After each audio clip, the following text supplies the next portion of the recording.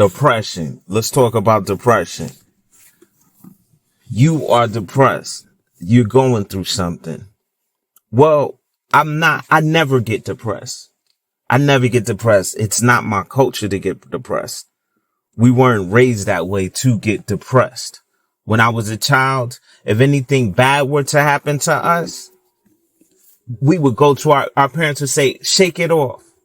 The first thing you're going to deal with is pain. So as a child, you would be running, you would have a lollipop in one hand. You might have a Nintendo Switch or something fun in the other hand, and you running, and you fall, and all your knees are bloody, and you going crazy. You're going crazy, and you run. The first thing before they would give you a Band-Aid or any type of medical treatment, the first thing they're going to tell you to do is calm down. Calm down. It's not that bad. No matter what, you could have one of your knees could be in your right hand where your lollipop would be. You still holding on to the Nintendo Switch because you gotta play Mario Kart and you gotta get it on. But one of your kneecaps, and the first thing I'm gonna tell you is calm down, calm down. And the reason they're telling you to calm down is they don't want you to be a weak person.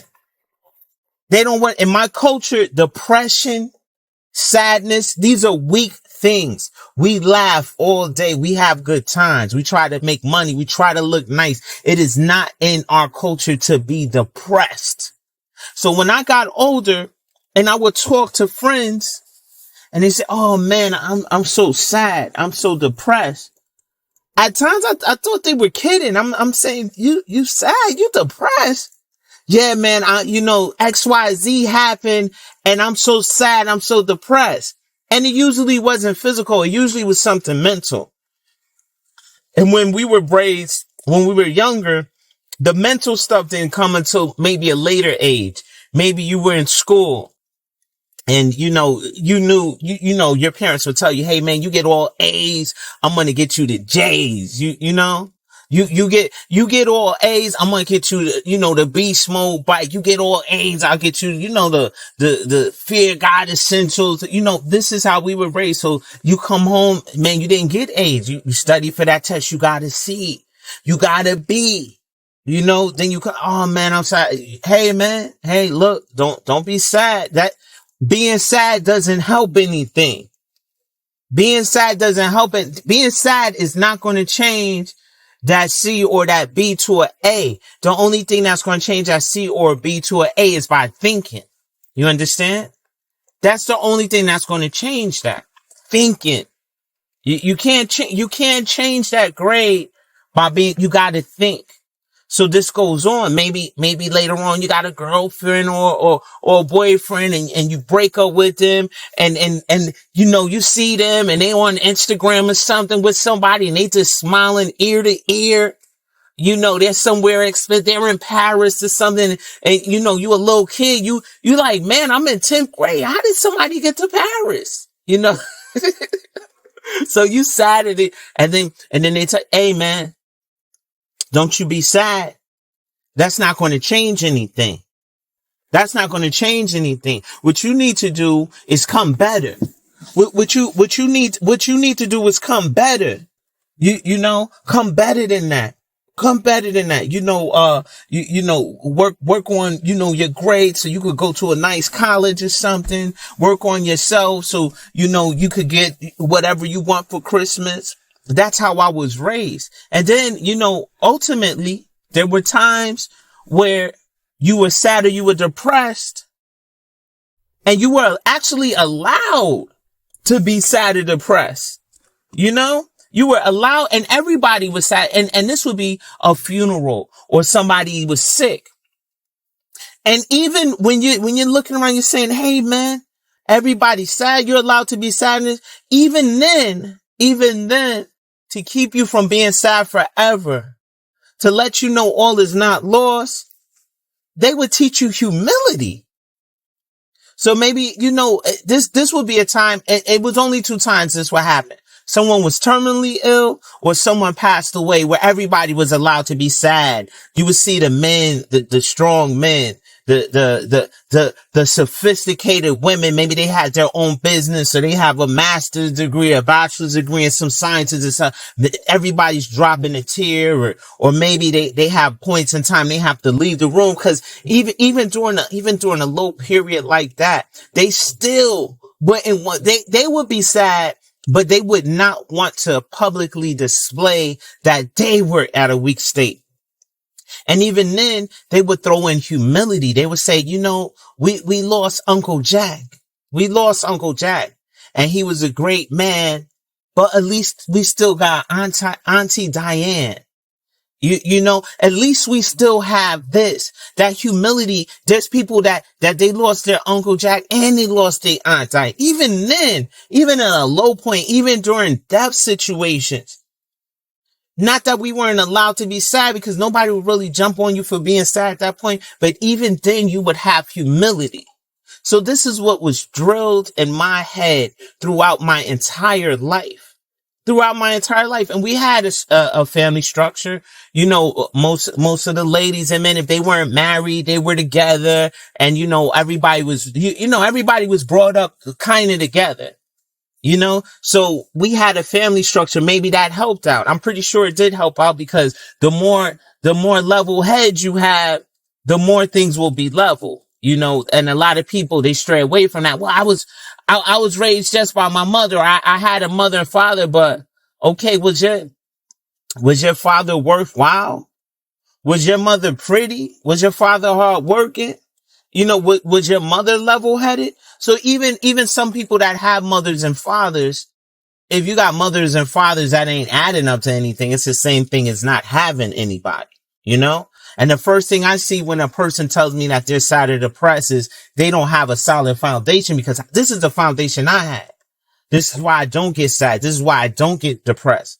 This is why I really don't agree when people talk heavily about the health of your brain, the health of your emotions. I really don't agree with it, because we're bigger than that. You understand? And my whole channel, my whole idea is about being big. You can't be big if you're small.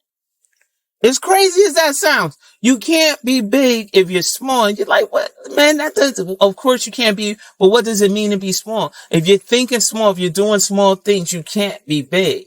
And one of the things that big people do is they don't let their emotions get the best of them.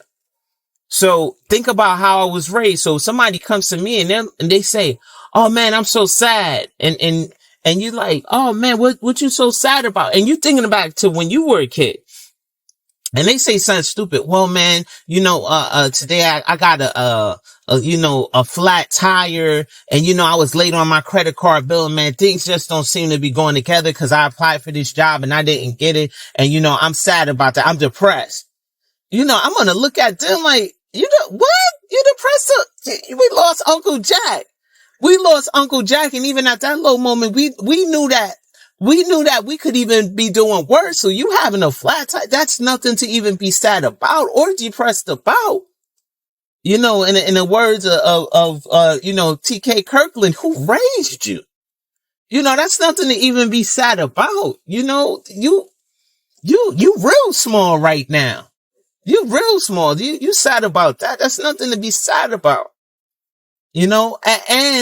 And you'll start recognizing when these people come to you, it's a me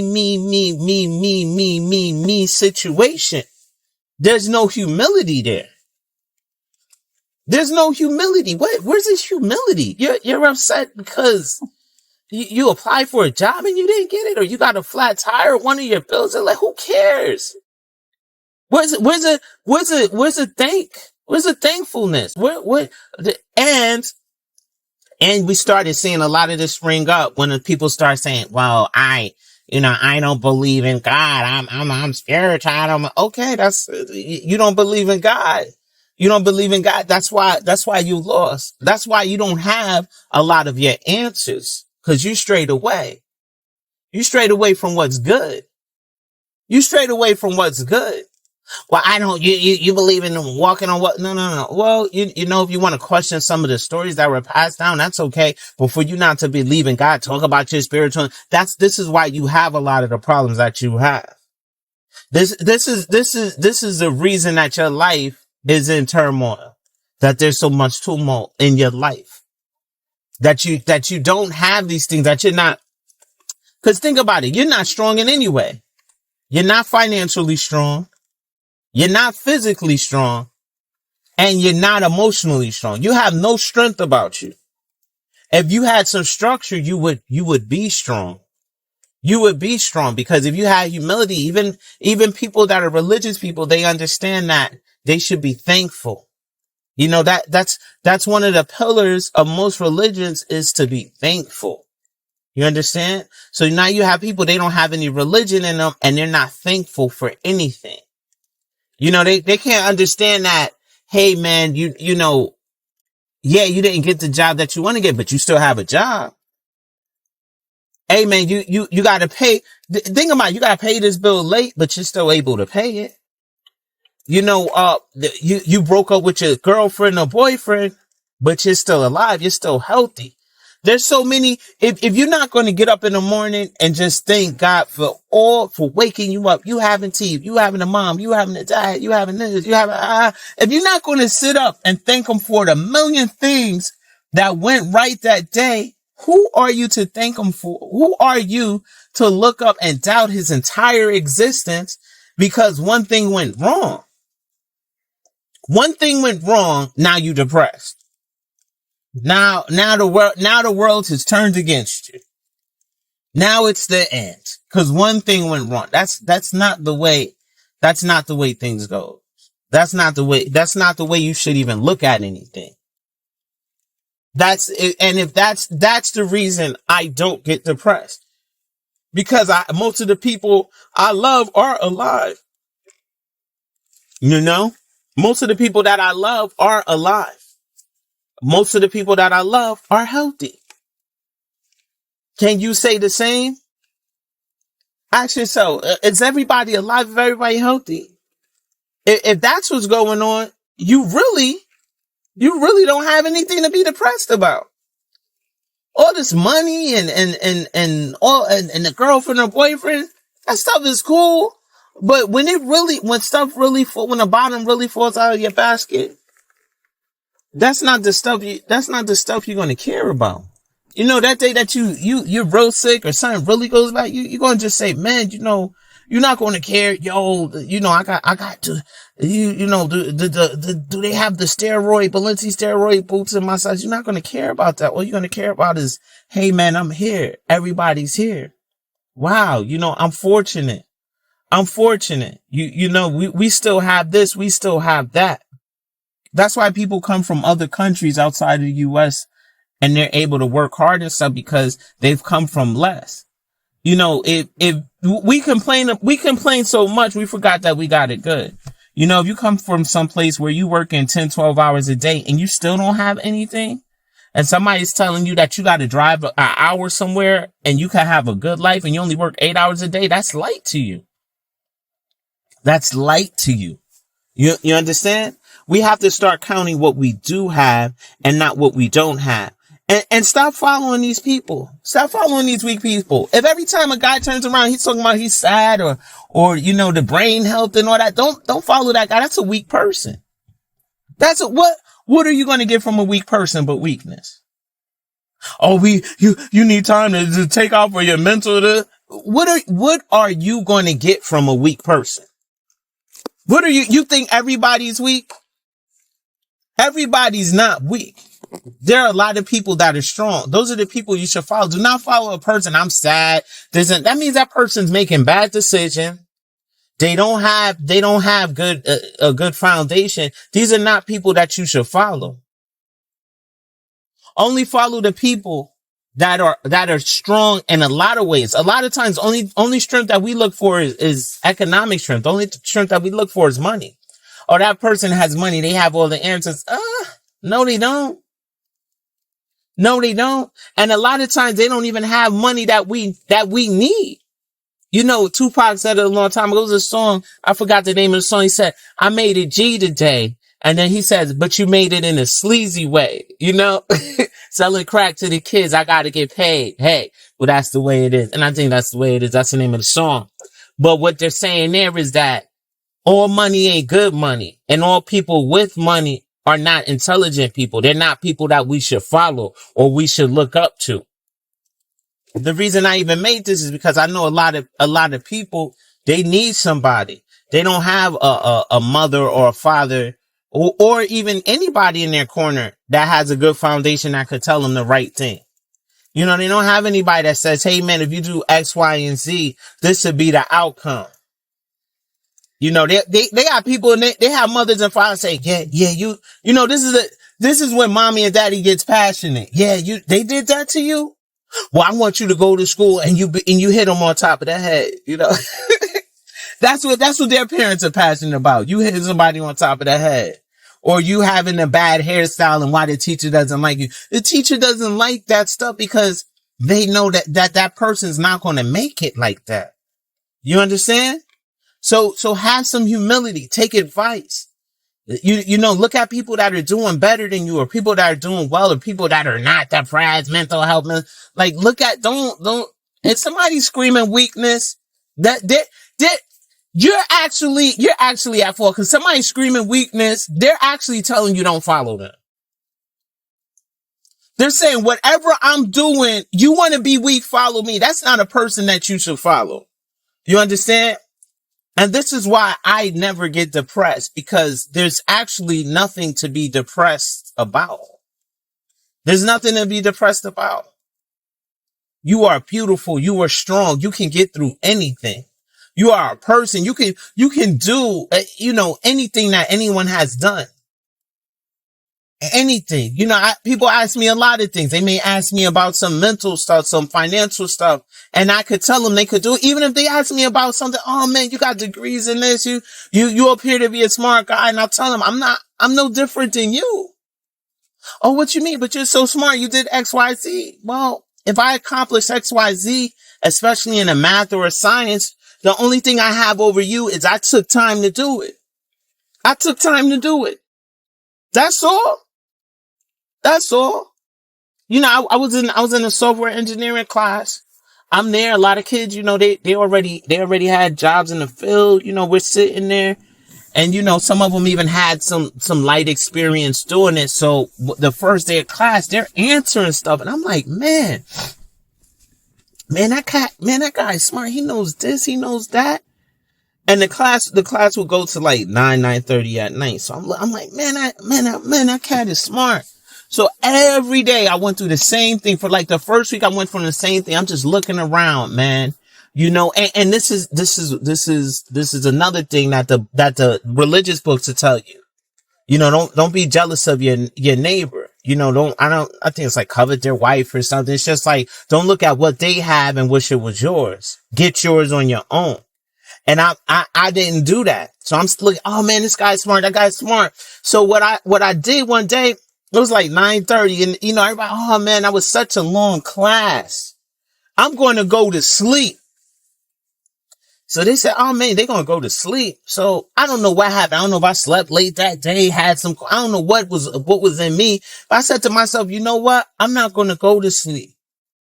I'm going to study what we learned in class today. I'm going to study it a little bit more and see if I can catch up, because I'm behind all of you guys. So I did that the first day, and it was like a little bump. It was not, it wasn't anything to talk about. Then I did it the second day, and I'm in class, and I'm like, man, I don't fully understand, but I'm getting this a little bit, you know?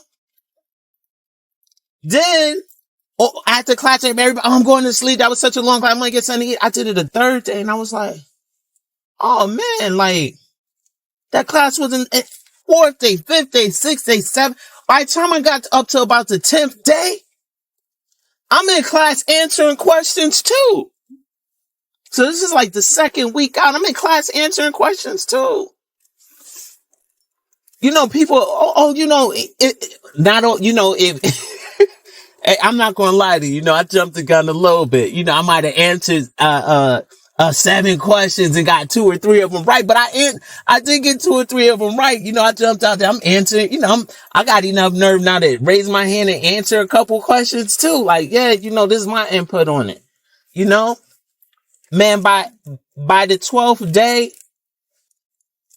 one of the kids that I looked at, I was like, man, this guy was smart. You know, this is the first day class or the second day class. They asked me a question. They asked me a question. I answered they was, so I said, man, I said, hold on. So this guy just asked me a question. I thought this guy was real smart. Then it was like 2 or 3 weeks, and this kid, he was real nasty to me. He had some hard pronounced name like Shukamuki or something. And I said, you know, I'm trying to be nice, like, hey, who Shukamuki, how you doing, whatever. And he's like, well, my name is Shukamuki. You know, and I'm like, man, you full of yourself. You full of yourself, cuz. I'm like, man, you know you got a crazy name to pronounce and you being nasty. You know, I said, that's all good. Don't you know, man, by like, you know, 15, 16 class, that Shukamugi, he had to humble himself and ask me to help him with some stuff. You understand? And then I figured out, I said, man, it's not about whether or not you're innately smart. And there are some people that are innately smart. Don't get it twisted, but they're few and far between.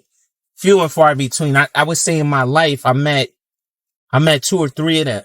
And I know tons of people in the math and science. I may know 1,000 or 100 people that, you know, everybody would think they're smart. And I only met 2 or 3 that were innately smart, that were super impressive and some of them had little tricks. And, you know, maybe one day we'll get into that. But all I learned from that class was, hey, man, if you put in a little bit more time, you're going to be able to do whatever anybody else can do, you know? Whatever. And it's the same thing with depression. If you put in a little bit of time and you start looking for the signs, if you start following in the footsteps of people who've done great things before you, you can work on yourself. You know, I had wrote a book a long time ago. I'll put it on the site one day or whatever. I'll start putting it like in a bottle. I wrote a book, and in my book, I think I said, like, you got to do something for 100 days. So when it comes to this depression, this is what you have to do for 100 days. Number one, I want you to realize that when you're depressed and stuff, it's really mind over matter, meaning that you could get past, however you're feeling, you could get past it because it's just your mind. You got to learn how to control your mind. But what you have to do, since I've been doing this since I was a child, this is how I think, and I'm going to share it with you. And if you start thinking like this, it's going to help you out. What I think is you got to recognize early. You got to see stuff early. I didn't play basketball, football, or any of that stuff, but I boxed. And, you know, you go into boxing class, the first thing you want to do, you want to hit the bag hard and punch and stuff. And then the teacher tell you to be like, nah, that's not what we doing here. You're like, man, I could punch hard. And he'll smack you, cause this was a while back. You could actually hit kids in boxing class. He'll smack you hard. Pow! And you be like, he said, see, that hurt, right? And you'll be like, yeah, of course it hurt. You smacked the crap out of me. Of course I'm hurt. He said, look, it's not important that you can hit hard. Anybody catch you. You could probably punch Mike Tyson and catch him in the right mood and knock him down. Maybe not knock him out, but knock him down. Maybe not even knock him down, because maybe since he's a boxer, he's probably alert of his surroundings all the time. But, you know, you could probably sting him or whatever. But the thing is, you got to see things early. And you got to be able, it's more important that you could duck a punch than you could throw a punch. So they basically in school, they put emphasis on you ducking a punch. Even when I run into somebody, they're like, yeah, man, I took boxing lessons or whatever. And I'll be like, yo, throw up your hands, you know, let's slap box or whatever. And whenever they do that, you know, we either the same or I could get them. You know, and the reason I could get them is because I could duck a punch. Not the fact that I could land a punch, but ducking a punch. So it's about seeing stuff early. So even with this depression, you got to see stuff early. You got to recognize that you're going down depression or sadness alley. And what is going down depression and sadness alley? It's not really a street. Like, if you think it's a street, you need to just turn off right now and you need to go back to kindergarten. No, stop playing with you. But depression and sadness alley is You need to recognize that you have negative thoughts, because those negative thoughts are going to tie in and make you depressed. So if you get, so let's say you coming home from work and you in a traffic jam or something, right? Instead of being like, oh man, I'm in this traffic jam, it stinks, it's raining, I could barely see, now I'm in a traffic jam. Like, you gotta recognize, hey man, this is leading me nowhere. This is that negative talk that they was talking about. You gotta be like, oh man, I'm in a little traffic jam. Man, let me turn on the radio. See maybe I could add something new to my playlist, or let me turn to a station I never heard of before. Let me call my mother. Let me call my grandmother. Let me call my brother. Let me call my sister. If you got children, let me call my child. Let me call my best friend. This is what you should do. Recognize that you're going down the path, because you gotta realize, to go from a smile to a frown, you're smiling. That's an upside down you. Then your mouth flatlines to horizontal. And when your mouth flatlines to horizontal, you could go either way. So you got to realize that. You got to be like, oh man, I could go either way. I could start getting sad from this point. So you got to pick that smile back up. But if you wait until it starts making a frown, not that you're too far gone, but it's going to take more effort. So as far as you being depressed, you have to start recognizing when you're having negative thoughts. Have some humility. Have some humility. Get rid of these negative thoughts. That's not where it's at. You have no reason to be sad. You have no reason to be upset. So stop thinking like that, And when you can start thinking like that, saying, hey man, you know what? I was thinking on some sad stuff. Yo, I'm going to turn that around. It's going to be hard for you to get depressed, especially a lot of people, they just, from being alone or something, idle mind is the devil's playground. From being alone, they get depressed. But if you start recognizing these things, you're going to turn it around and you're not going to be depressed. And that's why I never get depressed. I really, unless something crazy happens, somebody's dead, somebody's dying, or there's not really a reason to be depressed.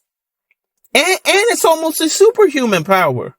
Cause people like mass depression. What do I mean? They like mass depression. People like standing around be like, yeah, man, you were driving home yesterday. Yeah, it was raining and it was terrible. Blah, blah, blah, blah. People like that. So you come like the superhero, like, yeah, man, it was raining and everything, but I got home safely. I also got to talk to my mom.